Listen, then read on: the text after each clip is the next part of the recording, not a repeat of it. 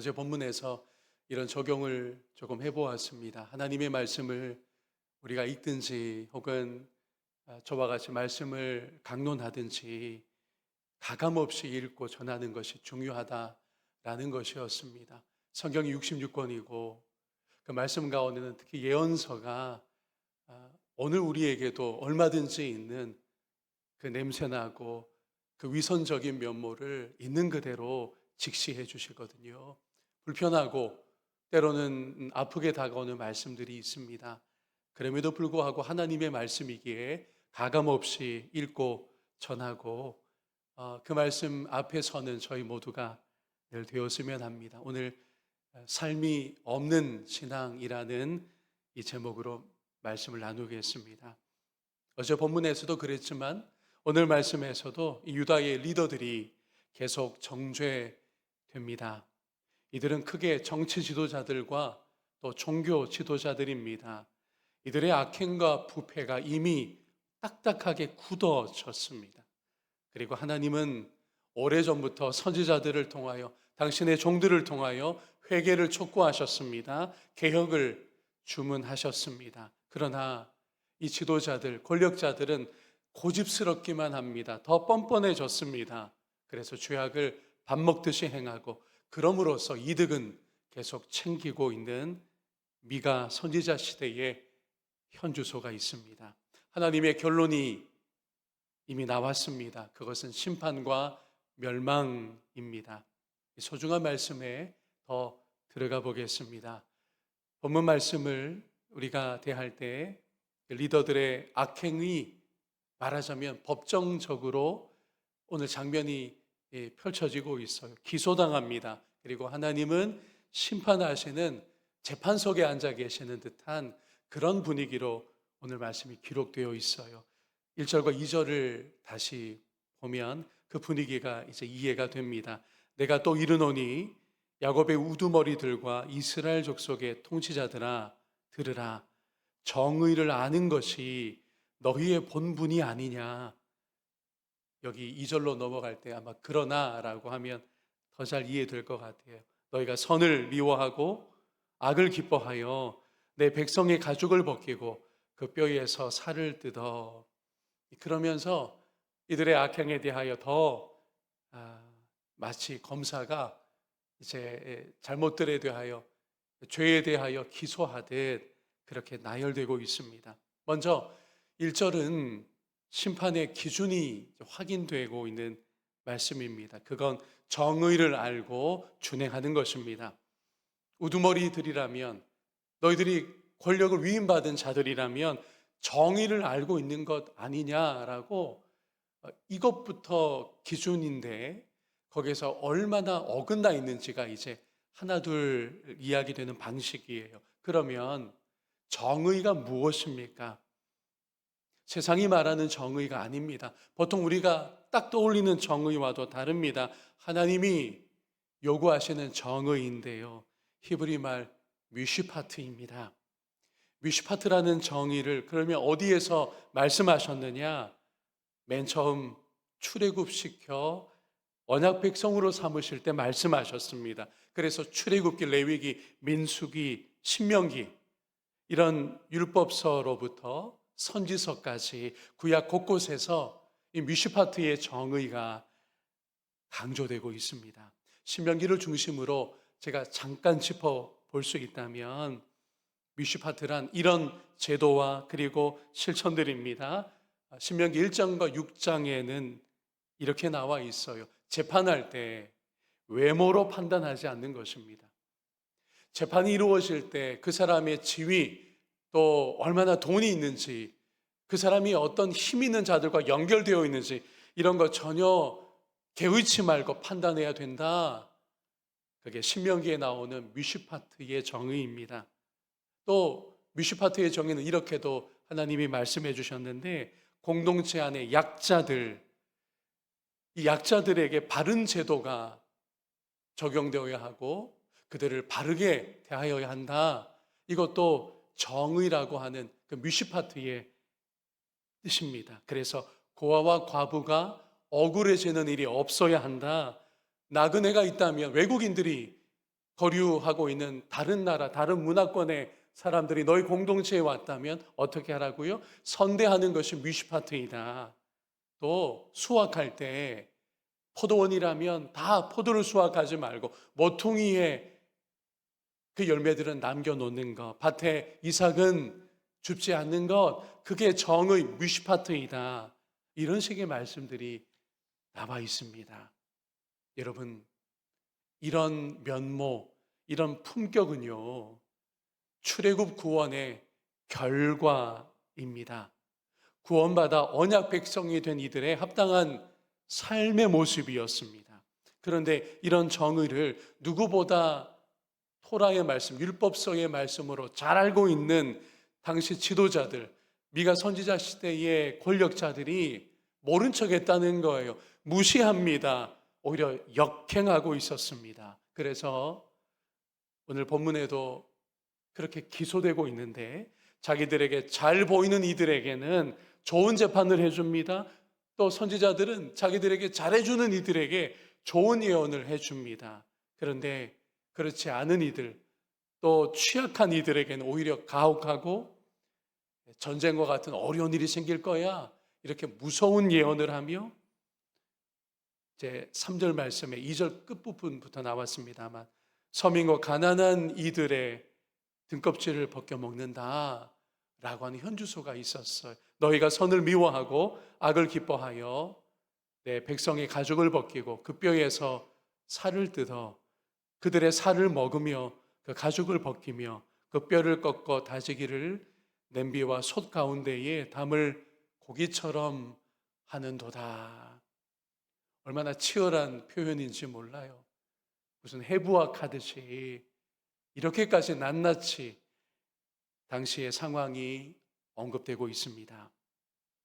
정치 지도자들과 아울러서 종교 지도자들의 타락이 같이 이야기되고 있어요.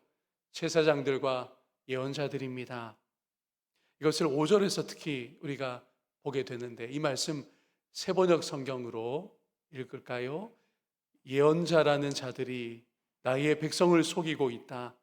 입에 먹을 것을 물려주면 평화를 외치고 먹을 것을 주지 아니하면 전쟁이 다가온다고 협박한다. 그러니 하나님의 이름을 팔아서 자기들의 배를 불리고 있었던 것입니다. 신앙을 돈벌이 수단으로 삼는 자들이었다는 거죠. 이런 거짓 선지자들에게 결국 우리 하나님의 심판이 선언됩니다. 5절에서 7절까지 쭉 나와요. 반면에 미가 선지자는 어떻게 하느냐? 바른 사역의 길을 다짐하고 있습니다. 8절의 말씀이에요. 오직 나는 여호와의 영으로 말미암아 능력과 정의와 용기로 충만해져서 야곱의 허물과 이스라엘의 죄를 그들에게 보이리라. 아멘. 오늘 우리에게는 이렇게 적용하는 말씀으로 다가옵니다. 사랑하는 여러분, 구원에는요, 구원의 열매가 있기 마련입니다. 구원은요, 구원이 가지고 오는 삶으로 나타나기 마련입니다. 신자들의 반쪽 신앙 인생이 뭔지 아시죠? 내가 구원받았고 예수의 십자가 공로이고 그 구원의 은혜로 나는 천국 갈 것이고 이게 전부예요. 구약 성경을 잘 읽어보십시오. 신약에도 마찬가지예요. 산상수훈의 말씀만 팔복만 보아도 그렇습니다. 성경의 9가지 열매도 같은 맥락이에요. 우리에게 하나님의 구원이 임했다면 그 구원은요, 구원에 합당한 삶으로 성품의 그런 품격으로 이어지게 되어 있어요. 그렇지 않다고 한다면 우리는 전인격적인 구원, 그 온전한 구원을 제대로 맛보지 못했다라고 해야 할지도 모르겠습니다. 그러니 미슈파트라고 하는 이 정의의 삶, 미슈파트라고 하는 그 삶이 가능하게 하는 제도, 결국 구원이 가져오는 출애굽한 하나님의 그 은혜로, 구원으로 이제 백성이 하나님의 언약 백성답게 살아가야 되는데 그 삶의 면모가 오늘 정의라는 이 한 가지 이름에 다 걸려 있는 것입니다. 예수님을 중심으로 다시 적용해 볼까요? 예수의 생명이 우리에게 임하였기에 생기가 돌아서 거룩한 실행력이 나타납니다. 또한 예수의 진리가 들어오기 때문에 허영과 거짓과 악에 대해서는 우리가 분별하고 맞서게 된다는 것이죠. 미가 선지자가 미리 그렇게 살았습니다. 하지만 거의 모든 지도자들은 정반대여서 9절의 말씀과 같이 규정됩니다. 함께 이 9절을 볼까요? 야곱 족속의 우두머리들과 이스라엘 족속의 통치자들 곧 정의를 미워하고 정직한 것을 굽게 하는 자들아 라고 그들을 규정하고 있습니다. 이들의 모든 어그러짐과 화인 맞은 것 같은 양심은 이제 실체가 드러나는데 10절 말씀입니다. 시온을 피로 예루살렘을 죄악으로 건축하는도다. 여러분, 시온산에 성전이 세워져 있었습니다. 거기에서 늘 제사 드렸어요. 늘 거기에서 예배했습니다. 그러나 삶에서는 예배 이후에 제사 이후의 삶의 자리에서는 공동체의 약자들을 착취하고 억압했습니다. 보통의 백성은 그러면 선량했느냐? 그걸 그저 허용하고 있었어요. 백성의, 특별히 약한 백성의 피눈물 위에 성전산인 시온이 세워져 있다는 것이 예언자의 정확한 파악이었습니다. 또 예루살렘을 하나님이 임재하시는 도성이라고 그들은 자부하고 있었습니다. 그러나 그 도시의 이면은 실상은 무엇이라고요? 여러 악행으로 더러워져 있었던 것입니다. 하나님이 심판하지 않으실 수가 없는 시점에 온 거예요. 그 시온의 성전이, 예루살렘 도성이 파괴되도록 하신 것입니다. 미가 선지자의 사역 이후 약 100년이 지나 바벨론에 의해서 예루살렘이 무너지고 성전이 파괴되었던 것입니다. 그럼에도 불구하고 미가 당시의 반응은 거짓 확신, 거짓 평안이었습니다. 11절 후반절을 볼까요? 여호와께서 우리 중에 계시지 아니하냐? 재앙이 우리에게 임하지 아니하리라 하는도다. 이게 거짓 확신이었던 겁니다. 마지막 날 주님은 이렇게 반응할 것입니다. 내가 너를 도무지 알지 못하겠노라. 불법을 행한 자들아 내게서 물러가거라. 또 거짓 평안이었습니다. 마지막 날 주님의 심판으로 뒤바뀌게 될 것입니다. 오늘의 말씀 앞에서 우리는 어떻게 응답해야 할까요? 첫째, 늘 경계하고 점검할 수 있기를 원합니다. 삶이 없는 신앙은 아닌지, 열매 없는 그저 공허한 구원만 말하고 있는 것은 아닌지 늘 점검이 있으면 좋겠습니다. 두 번째로 예수님의 뮤시파트를 우리가 늘 배워야 하겠습니다. 뮤시파트는 무엇보다 공동체의 약자들을 선대하는 것으로 실천됩니다. 예수님은요, 병든 자들, 불결한 피부병 환자들, 더러운 귀신 들린 자들, 세리와 죄인들, 그리고 당시에는 존재를 인정해 주지 않았던 그 아이들을 어떻게 하셨습니까? 사랑으로 대하셨습니다. 공동체에 다시 들어오도록 해주셨습니다. 이것이 예수님의 뮤시파트라는 정의입니다. 예수님은 미가 당시의 권력자들과 달리 세 번째로 당신의 하나님 되심을 섬기는 데 쓰셨습니다. 기꺼이 자기를 내어 주셨습니다. 이제 내일 모레면 성탄절인데요.